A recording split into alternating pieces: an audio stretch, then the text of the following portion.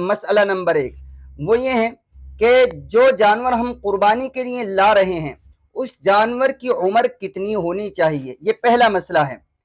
تو اس کے لیے آپ کو یہ سمجھ لینا چاہیے کہ دیکھیے، اگر آپ کٹرا اور بھینس، جسے بھینس بھیسا کہتے ہیں، کالا جانور جو ہوتا ہے، اگر اس کی قربانی کر رہے ہیں تو اس جانور کا 2 سال کا ہونا ضروری ہے، اور اگر آپ بکرا یا بکری کر رہے ہیں تو اس کا 1 سال کا ہونا ضروری ہے۔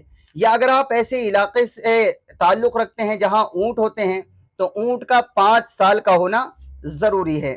تو میرے خیال سے ہمارے اس میں یو پی میں جو ہے بہت کم اونٹ کی قربانی ہوتی ہے، بھینس بھیسا بکرا بکری کی زیادہ قربانی ہوتی ہے۔